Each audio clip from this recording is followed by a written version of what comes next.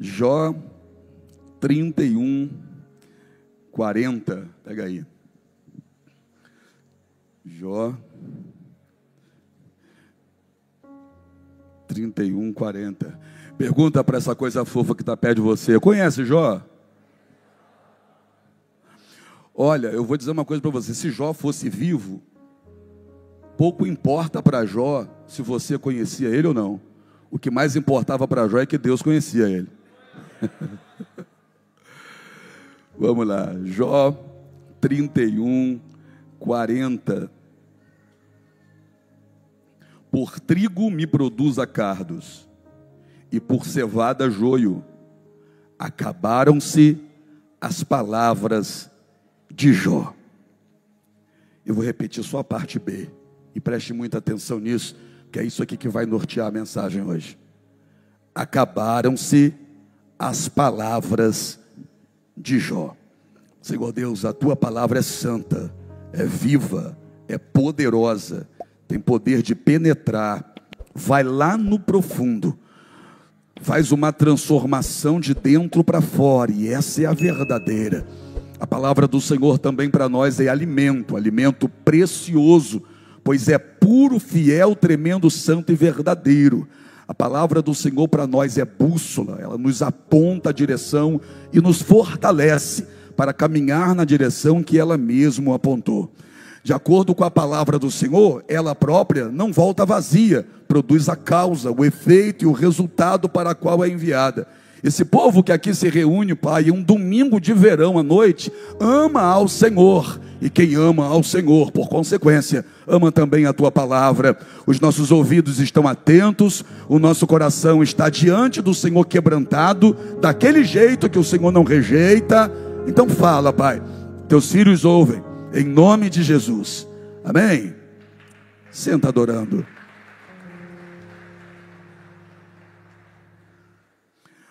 A história de Jó, muitos gostam de cantar, muitos gostam de escrever sobre ela. A história de Jó parece um poema dramático.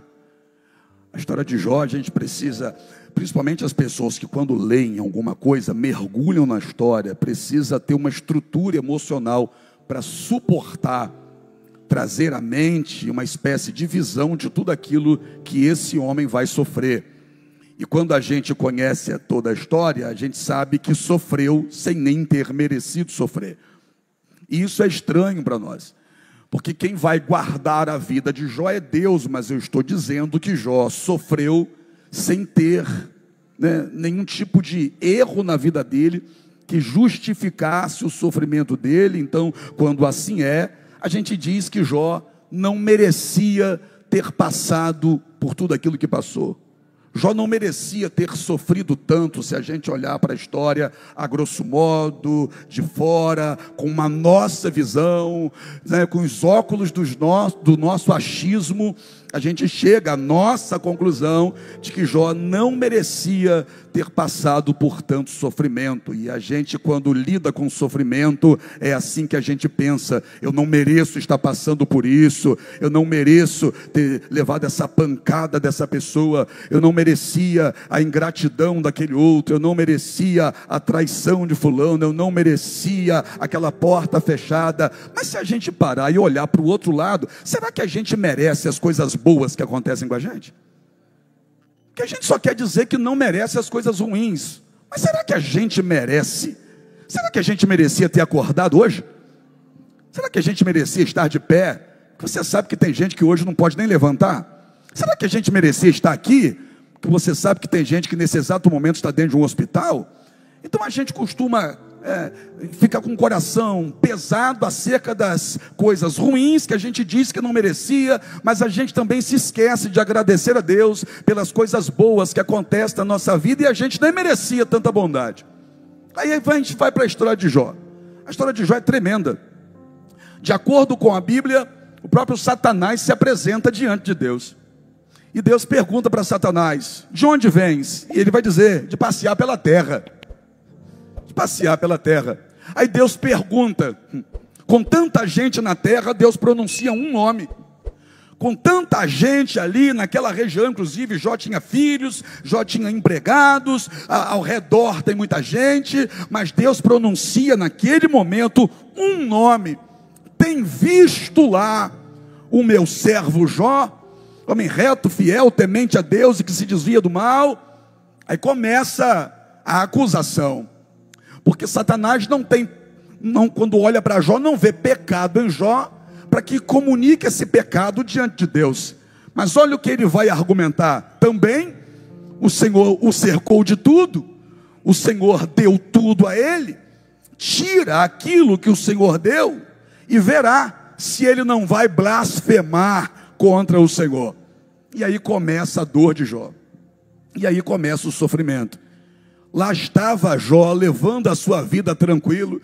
De acordo com a Bíblia, Jó se levantava de madrugada para levantar um altar, apresentar sacrifício a Deus nesse altar que ele erguia pela vida dos filhos dele. Jó dizia assim: se porventura algum dos meus filhos pecou contra Deus, eu apresento a Deus um sacrifício e peço perdão pelo pecado do filho que tenha pecado. Meu Deus, um homem íntegro, um homem reto, um homem fazendo a coisa certa. Aí Deus olha para Satanás e diz: pode tirar tudo que ele tem.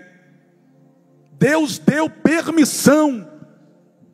Aí é bonito, porque para tocar na vida de Jó, só com a permissão de Deus. Você acha que Satanás estava feliz com a prosperidade de Jó? Não, mas para conseguir tocar, ele teve que contar com a permissão de Deus. Se Deus não permitisse, ele não poderia tocar, porque na verdade ele sempre quis tocar, mas Deus nunca havia permitido. Eu vou repetir isso aqui: ele sempre quis tocar, mas Deus nunca havia permitido. Satanás já quis te destruir, mas Deus não permitiu. Satanás já quis te matar, mas Deus não permitiu. Satanás já quis te prender no fundo de um poço, mas Deus não permitiu. Não é porque você é forte, é porque Deus não permitiu. Não é porque você é melhor do que ninguém, foi porque Deus não permitiu. Não é porque você é mais bonito, foi porque Deus não permitiu. Te destruir ele quer, só que Deus estabeleceu um limite. Aí Jó começa a sequência de perdas. Vai perder gado, vai perder camelo, vai perder as ovelhas. Só que é o seguinte: Jó não era um criador de ovelhas. Jó era um homem de Deus que tinha ovelhas, um homem de Deus que tinha camelos, um homem de Deus que tinha gado. Jó não era o que ele tinha. Jó era um homem de Deus. Se Jó fosse aquilo que ele tinha, uma vez agora não tendo mais, Jó teria morrido naquele momento. Só que Jó nunca foi o que Jó tinha. Jó sempre foi o que Deus chamou Jó para ser. Tocou em tudo, mas a identidade de Jó, de homem de Deus, está intacta. Os filhos de Jó se reúnem na casa do primogênito. Repita comigo: primogênito. E quem foi para o Códigos e Chaves entende isso. Se reúnem na casa do primogênito, e é na casa do primogênito que sopra um vento, derruba a casa, e todos os filhos de Jó morrem. Jó vai segurar na alça de 10 caixões, como você já ouviu até mesmo nas canções. Jó vai sepultar 10 filhos. Se a gente analisar, consegue compreender o que Jó está sentindo? Porque filho que perde o pai é órfão. Mas e pai que perde filho? Qual o nome que dá para isso? É uma dor tão grande que nem nome tem. Não se tem nem nome para uma coisa dessa. E Jó perdeu os 10. Os 10 morreram. Jó sepulta os 10. E é nesse momento que Satanás está olhando, porque aquilo ali, na cabeça de Satanás, foi a gota d'água. Ele tira o gado e está Jó de pé. Ele tira camelo e está Jó de pé. As ovelhas e está Jó de pé. Mas quando os filhos morrem, eu creio que ele olhou e disse assim: é agora.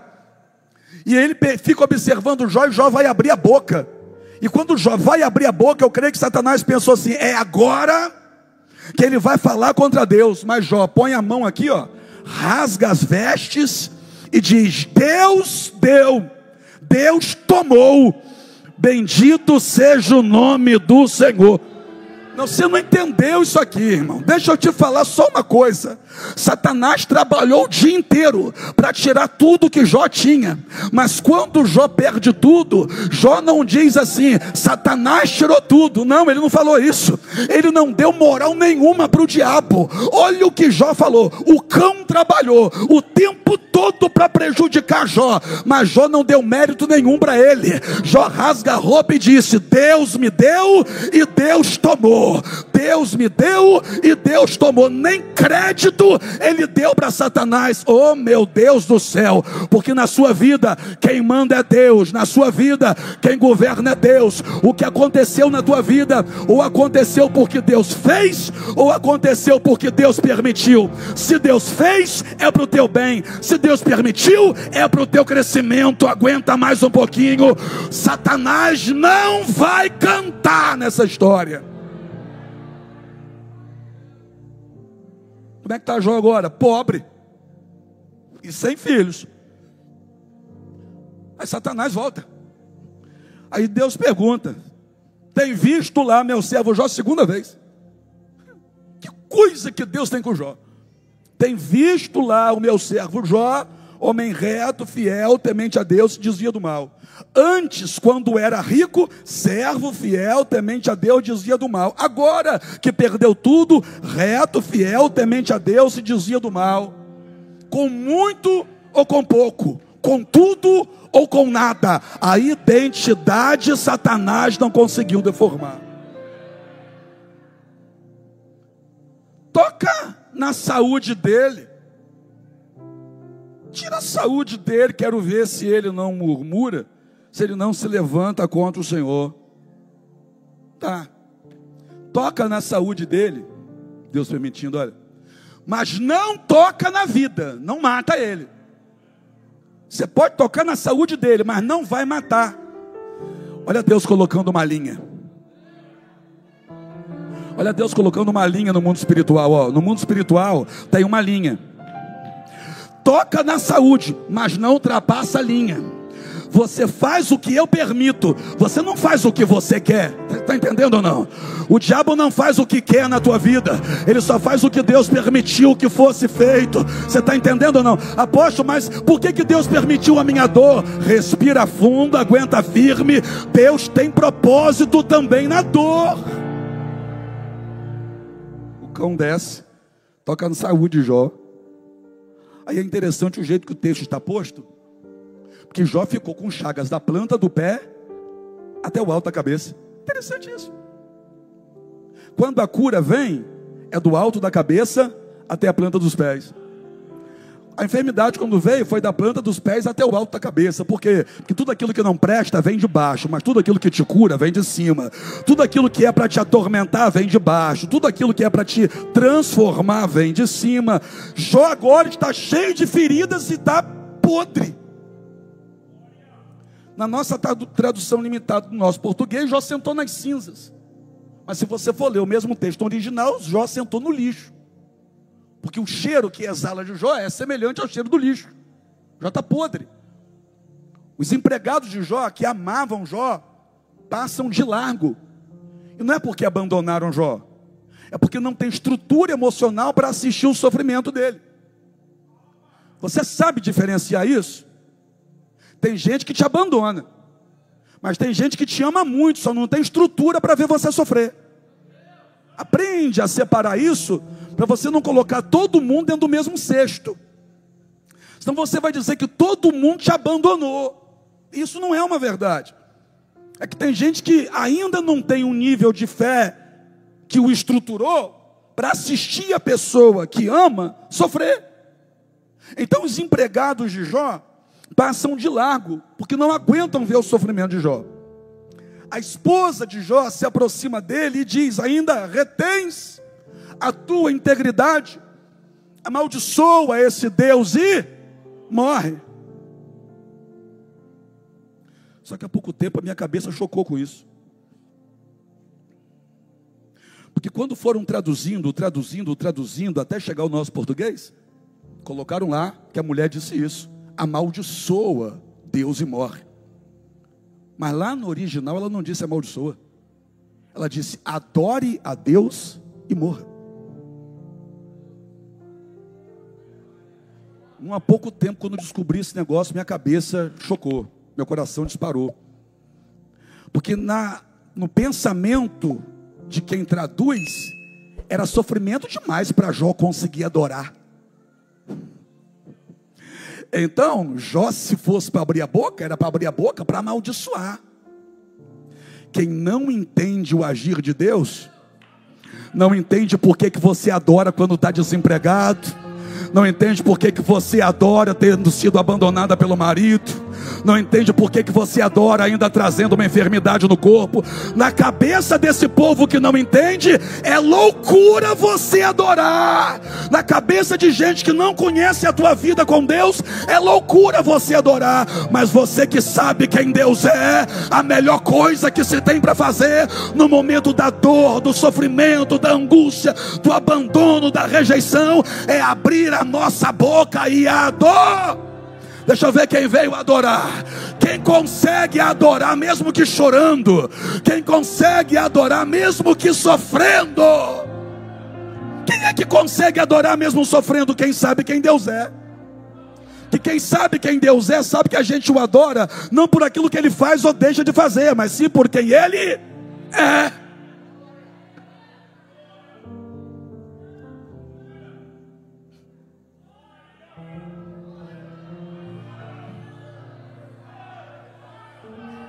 Só tem 8 pessoas para adorar a Deus hoje? 12, 20. Está melhorando, vai pegar em quem está do seu lado. Vai pegar, eu acredito que vai pegar em quem está do seu lado.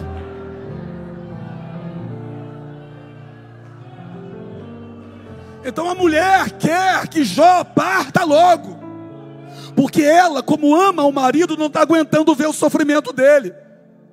Só que Jó sabe que sofrimento é momentâneo, mas promessa é... Sofrimento é momentâneo. Eu sei que parece que em alguns momentos está sendo prolongado, mas sofrimento é momentâneo, provação é momentânea, mas promessa de Deus é eterna.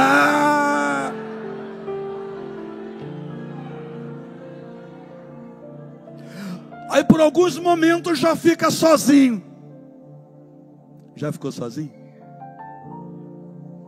Por alguns momentos já olha à sua volta e não tem ninguém.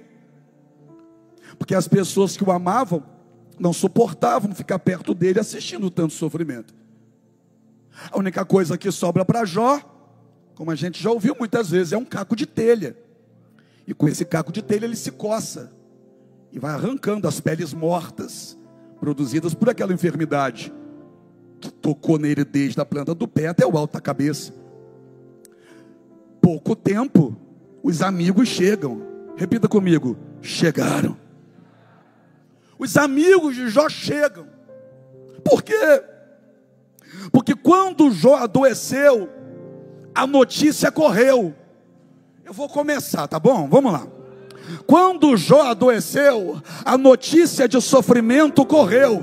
Quando Jó perdeu tudo, a notícia de sofrimento correu. Quando Jó foi parar no lixo, a notícia da dor de Jó, do sofrimento de Jó, correu. Ou seja, o sofrimento de Jó virou notícia. A dor de Jó virou notícia. A tristeza de Jó, a angústia de Jó virou notícia.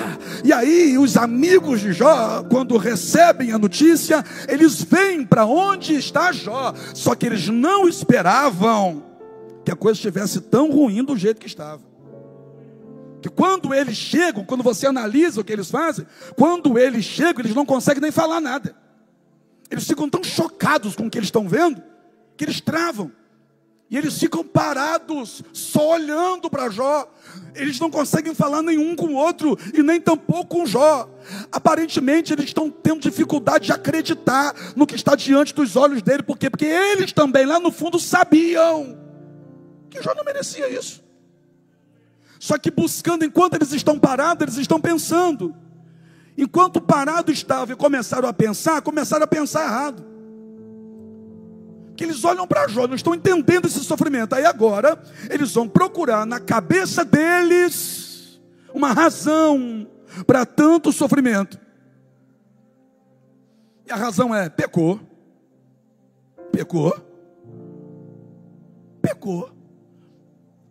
Se eles tivessem ido para aquela região há um pouco tempo atrás, eles iam ouvir um Jó rasgando a roupa e dizendo: Deus me deu, Deus tomou. Jó naquele momento estava adorando a Deus. E vou dizer uma coisa, irmão: adorar a Deus com tudo bem é muito bom, mas adorar a Deus no sofrimento é glorioso. Só que quando eles chegaram, Jó está no lixo, com um caco de telha se raspando e sem forças. E quando eles chegam, não entendem o porquê disso e começam a pensar, ao invés de consolar, eles vão atacar. Os amigos de Jó começam a atacar Jó. Atacar como? Com palavras. Tem palavra que dói mais que um soco. Tem palavra que dói mais do que uma queda que a gente rala o joelho. Se ralou o joelho, a gente bota mertiolate, mas e no coração, bota o quê? Eles começam a falar: você só pode ter pecado. O primeiro argumento é: você pecou. Só que o Jó não pecou. O segundo argumento é: seus pais. Mas não foi. O terceiro argumento é: você administrou mal as suas coisas. Aí lascou tudo, danou-se tudo. Você administrou mal, você é péssimo administrador. Também não foi isso. É interessante que a todo momento eles estão querendo julgar. Repita comigo: julgar. Julgar é muito fácil. O ser humano é mestre nisso. Julgar é muito fácil. Apontar o dedo para o outro é muito fácil. E vou dizer mais: na cabeça de muita gente isso é até prazeroso. Por quê? Porque aí tira o foco de si mesmo e coloca o foco no outro. É muito fácil julgar. É muito fácil apontar o dedo. Mas sabe o que acontece, irmão? Eles vão ficar bombardeando Jó até o capítulo 30. Até o capítulo 30, irmão, Jó está sendo bombardeado por gente que, quando chegou, quem sabe quando Jó viu, pensou: vieram me ajudar, mas olha a ajuda. Eles não abrem a boca para consolar, eles abrem a boca para bombardear. Até o capítulo 30, acusação, dedo apontado, falando do que eles nem sabiam. Já passou por luta, e alguém olhou para você e disse assim: só pode ter feito alguma coisa errada para estar passando por isso. São os donos da verdade? São os donos da razão? Ou será que fazem isso, atacam você, para tentar se esquecer da porcaria de vida que estão levando? Não chegam estendendo a mão, chegam e apontam o dedo. Falam, criticam, argumentam, pressionam, fazem Jó ficar no estado pior do que já estava. Minha avó dizia assim: muito ajuda quem não atrapalha. Então, se não é para ajudar, é melhor ficar quieto. Se não é para socorrer quem está caído, é melhor nem chegar perto. Porque quando se chega perto, se nutre no coração de quem caiu a expectativa: vai me ajudar. Mas não ajuda. Aí só piora a situação de quem está caído. Já está no chão, enfermo, perdeu tudo, perdeu os filhos, e quem chega para apontar. Analisa uma situação e, com base nos seus achismos, começa a dizer: eu tenho certeza que é isso. Tem certeza de nada. Sabe é de nada. Até o capítulo 30, uma enxurrada de acusações sem fundamento, dedo apontado, sem menor noção do que estavam falando. E aí a gente chega no versículo que a gente leu. Porque no versículo que a gente leu, no capítulo 31, porque até o capítulo 30, Jó só está levando pancada. Até o capítulo 30, Jó está sendo massacrado. Mas no 31, Jó abre a boca e começa a argumentar. Jó vai argumentando.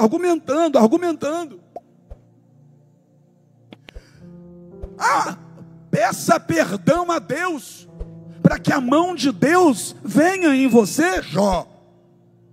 Aí Jó diz assim: mas a mão de Deus está comigo. Olha que coisa. Eles não sabiam nem como é que era a vida de Jó com Deus. Estão querendo ensinar a Jó aquilo que eles não faziam na vida deles. Aí no 31, Jó começa a falar, bater de frente, argumentar. Mas aí eu te pergunto, quem sabe você já parou para se perguntar aí, onde está Deus nisso? Onde está Deus quando gente que não sabe o que fala tanta coisa contra você? Onde está Deus quando você é perseguido no seu trabalho, sem ter feito nada àquela pessoa? Onde está Deus quando no grupo da sua família pegaram você para alvo e todo mundo te ataca? Onde está Deus nessa hora? Onde está Deus quando você ganhou a demissão por conta de fofoca que alguém fez com o teu nome e você não teve culpa daquilo? Onde está Deus quando pessoas que você ajudou, socorreu, levantou, você abraçou, você ajudou? Onde está Deus quando essas mesmas pessoas que você socorreu viram as costas para você e ainda te atacam pelas costas? Onde está Deus? Quem sabe alguém aqui também já parou para pensar, como é que Deus permitiu que essa turma fique massacrando Jó até o capítulo 30? Onde está Deus? E Jó aqui, quando abre a boca para tentar argumentar com ele, sabe o que acontece? Pergunta o quê? Pergunta mais alto o quê? Nada. Porque Jó tenta argumentar com eles, mas eles não estão nem aí para o que Jó está falando. E muitas vezes nós fazemos como Jó estava tentando fazer aqui, o quê? Querer dar explicação para quem não quer ouvir nada da nossa boca. Você fica tentando justificar alguma coisa para gente que não quer a sua justificativa, ele só quer argumento para te atacar. Não adianta você tentar se explicar para quem não quer as suas explicações. Mas eu vou me explicar. Aí você para na frente da pessoa, fala, a pessoa está igual um poste na sua frente, não está ouvindo nenhuma palavra que está saindo da sua boca, só está esperando a sua boca parar de se movimentar para continuar te atacando. Aí você diz: mas você não está ouvindo o que eu falei? Não está ouvindo. Está só escutando, mas não está ouvindo, não está absorvendo nada. Por quê? Porque não está nem aí para as suas justificativas, não está nem aí para os seus argumentos. Achou uma maneira de te atacar e está se aproveitando disso. Os amigos de Jó não dão ouvidos a Jó. Jó está no lixo, se coçando com um caco de telha, perdeu tudo, e quando vai falar com os amigos não querem nem saber do que ele está falando. E ele continua falando, tentando se justificar, tentando apresentar as suas demandas, as suas situações, e eles, nada. Para de querer se explicar para quem decidiu que não quer suas explicações. Você está perdendo tempo. Você está perdendo tempo tentando argumentar com quem não quer nem ouvir seus argumentos, só quer te maltratar. Aí aqui, no versículo 40, que foi o que a gente leu, estou caminhando para o final, olha o que o texto diz: acabaram-se as palavras de Jó. Que é isso? Jó falou, até não ter mais o que falar, Kênia. Ele falou tudo o que ele podia, e sabe o que resolveu? Nada. Ele fala, acabaram-se as palavras de Jó. Já passou por isso? Você fala, e não adianta nada. Você fala com o teu marido e não adianta. Você fala com aquele teu amigo que fizeram uma fofoca com o teu nome com ele e não adianta nada. Você usou todo o seu vocabulário, todos os seus argumentos, Aí Jó, depois que falou e acabaram as palavras de Jó, Jó chegou à seguinte conclusão: não adianta eu falar mais nada. Está demorando para algumas pessoas aqui chegarem a essa conclusão, que não adianta você falar mais nada, não adianta você falar com eles, está na hora de falar com Ele. Não adianta você tentar se explicar para quem não quer a sua explicação, é melhor você falar com Deus. Não adianta você tentar argumentar para quem não está nem aí para os seus argumentos. Dobra o teu joelho e vai falar com Deus. Aqui no capítulo 31, Jó se cala. E quando Jó se cala, se levanta quem? Eliú. Repita comigo, Eliú. E sabe quem era Eliú? Rayanda, pergunta quem? O mais jovem. É o mais jovem amigo de Jó. Aí Eliú vai falar 5 capítulos. Não viveu o que Jó viveu e está querendo ensinar Jó alguma coisa. Nunca passou na vida aqui, pelo que Jó passou, e se acha no direito de ficar 5 capítulos falando, como se fosse o dono da razão. Desculpa, mas um fedelho que não viveu nada na vida ainda, está querendo ensinar um homem de Deus a viver, está querendo massacrar Jó com as palavras dele. E sabe por que Eliú falou 5 capítulos? Pergunta por quê? Porque Jó não falou mais nada, porque Jó já entendeu, não adianta perder meu tempo me explicando. Aposto para que essa palavra, para você mudar, porque está tirando o teu sono, está acabando com o teu emocional. Enquanto quem te ataca está dormindo, você não consegue dormir sendo atacado. Enquanto quem faz fofoca com o teu nome no trabalho está dormindo e curtindo, nem apetite para comer você tem mais. E você fica tentando argumentar, fica tentando se explicar, fica tentando. Faz uma coisa, pergunta o quê?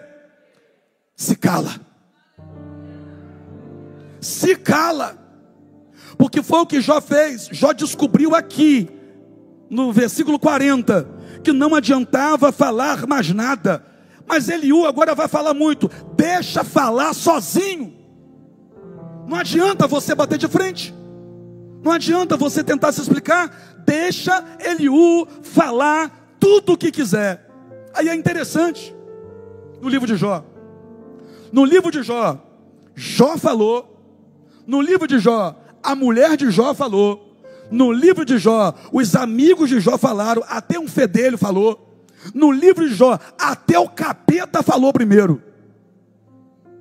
E Deus falou por último. Você já entendeu? Eu senti que você entendeu. Todo mundo falou primeiro e Deus falou por último. Eu vou repetir. Todo mundo falou primeiro e Deus falou por último. Então olha aqui para mim. Deixa quem quiser falar. A última palavra será de Deus. A última palavra no teu casamento, quem vai dar é Deus. A última palavra na tua parentela, quem vai dar é Deus. A última palavra lá no seu trabalho, quem vai dar é Deus. E sabe o que é bonito aqui?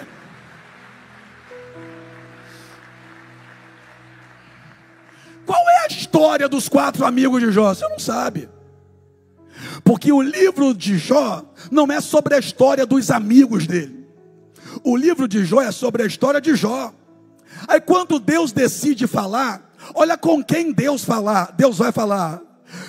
Capítulo 38, depois disso o quê? Depois que todo mundo falou.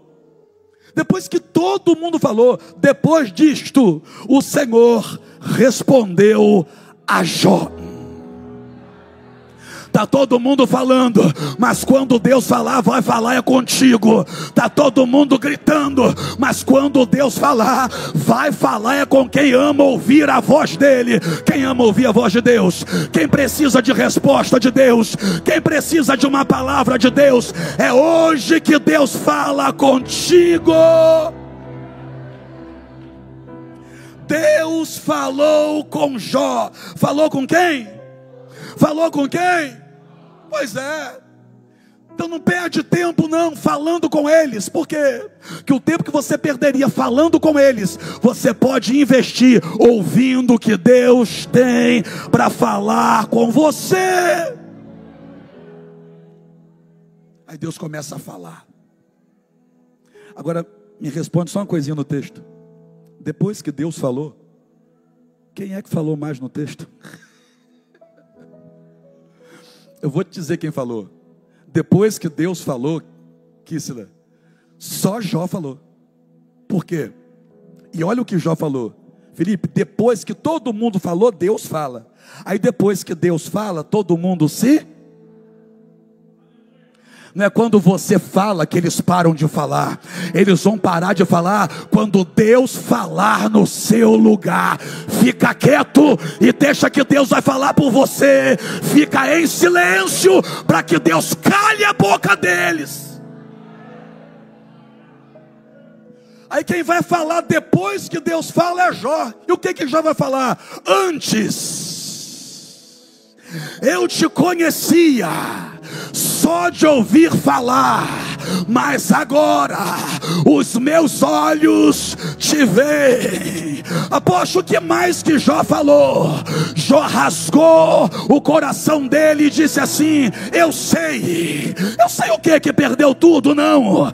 Eu sei o que está todo mundo te apontando o dedo, não. Eu sei, olha o que Jó falou: eu sei que o meu Redentor, eu sei que o meu Redentor, e por fim se levantará sobre a terra. O que Jó está dizendo? Essa dor que eu estou sofrendo na terra, o meu Deus vai se levantar na terra a meu favor.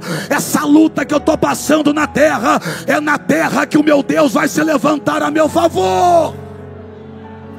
Ai meu Deus do céu, olha para o teu irmão e diga assim: ó, fica quieto e deixa que Deus fala no teu lugar. Que se você fala, eles querem falar mais alto que você. Aí se você grita, eles querem gritar mais alto ainda. Mas quando Deus fala, os montes tremem, o mar se embravece.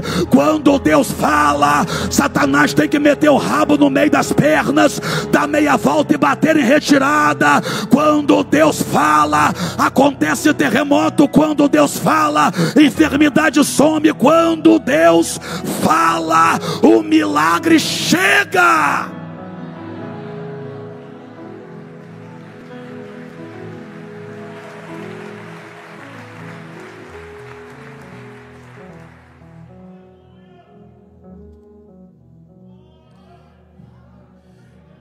Sabe o que Jó aprendeu na altura do versículo 40, que foi onde a gente leu? Pergunta para mim, irmão, o quê? Para que eu vou continuar conversando com eles? Não são eles que vão devolver meus camelos? Não são eles que vão trazer minhas ovelhas de volta? Não são eles que vão me dar 10 filhos? Não são eles que vão trazer meu gado de volta? Então para que falar com quem não vai resolver teu problema? Para que falar com quem não vai resolver a sua situação? Para que perder o seu tempo com quem não tem tempo a perder? Se eles têm tempo a perder, o problema é deles, você não tem mais não. Está na hora de provar de restituição. Eu vou terminar. Quem quer que eu pare, diga amém. Você quer tirar meu couro então? Quem quer que eu continue da glória a Deus? Sabe o que eu gosto no livro de Jó? Pergunta o quê? É que quando a gente canta algumas canções dizem assim, ó: Satanás vai ter que trazer de volta, não é assim? Tudo aquilo que ele roubou. Mas quando eu abro a Bíblia no livro de Jó, não é isso que acontece. Não foi isso que aconteceu. Satanás pôs a mão para tirar, mas Deus não disse assim: Satanás, traz tudo de volta. E por que Deus não mandou Satanás trazer tudo de volta? É porque se fosse para Satanás trazer tudo de volta, Satanás ia pôr a mão naquilo que era de Jó. Só que Deus já havia tomado uma decisão. Ai meu Deus, Deus já havia tomado uma decisão. Pergunta qual? No que é de Jó, ele nunca mais encosta um dedo sequer. Tá pegando? Tá pegando? Eu vou repetir. No que é de Jó, ele nunca mais encosta um dedo sequer. No que é teu, ele não encosta mais um dedo. Na tua família, ele não encosta um dedo mais. Na tua finança, ele não encosta um dedo mais. Na tua saúde, ele não encosta nenhum dedo mais. Para de pedir a Deus para fazer Satanás trazer de volta, porque no que é teu, ele não encosta nenhum dedo.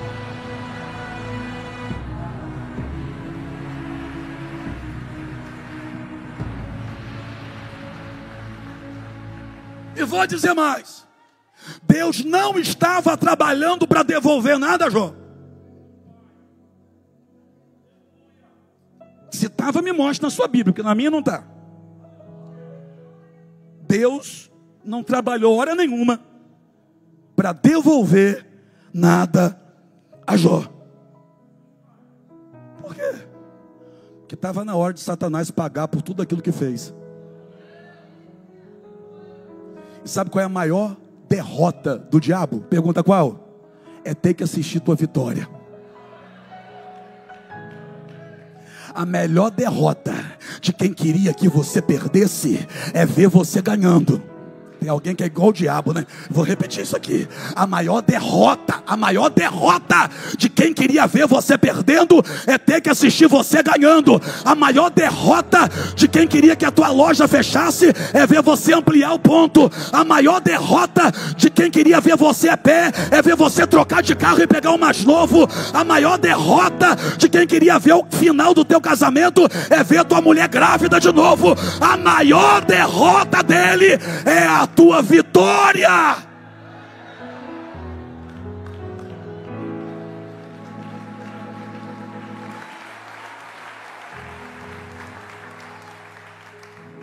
maior derrota de quem está caído é ter que ver você de pé.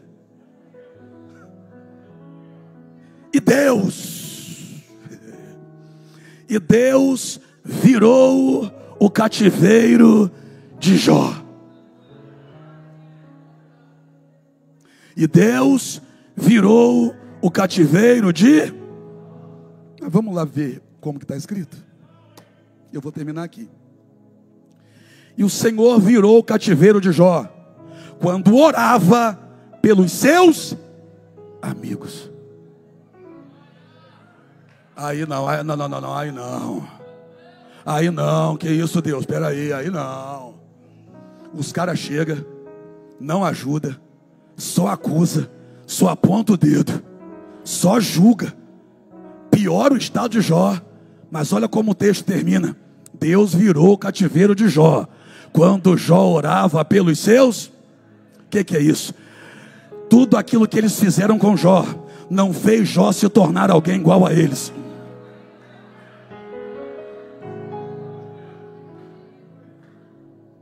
O que eles fizeram com Jó não fez Jó deixar de ser quem ele era. Olha aqui para mim, eu vou falar. Não é porque você deixou de ser meu amigo que eu vou deixar de ser seu. Porque isso não está ligado ao que você me fez. Isso está ligado a quem eu sou.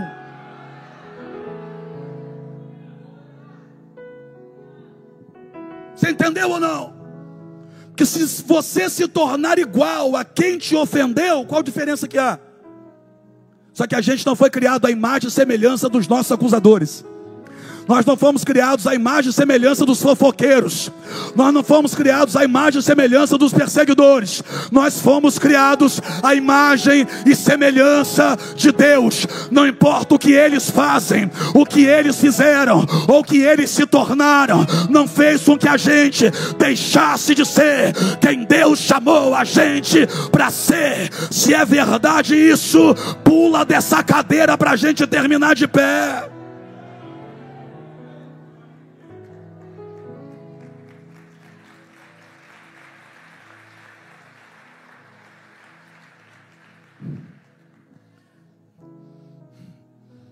Talvez eu não termine do jeito que você gostaria.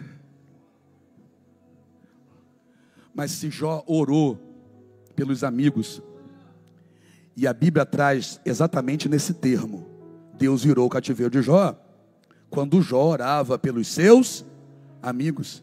Então, é porque para Jó ele ainda são os amigos. Só que para eles continuarem a ser amigos de Jó, Jó precisou perdoar eles. Ou não foi? Para a Bíblia dizer que eles continuavam sendo amigos, estou falando em relação a Jó com eles. Então Jó precisou perdoar. Perdoar quem?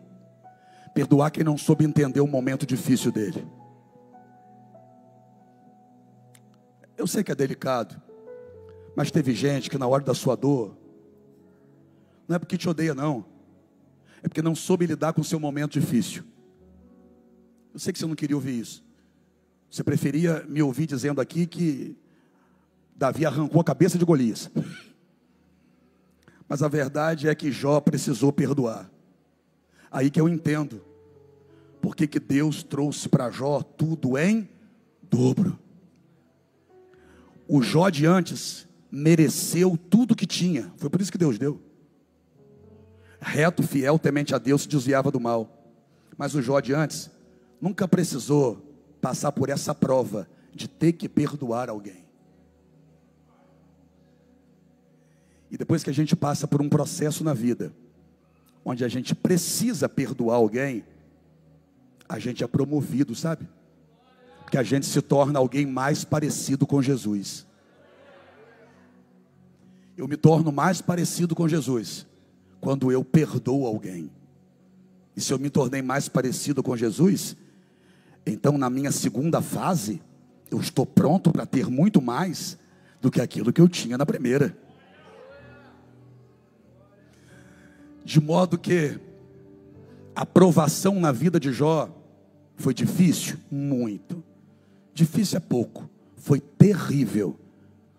Mas a segunda fase da vida de Jó foi extraordinária.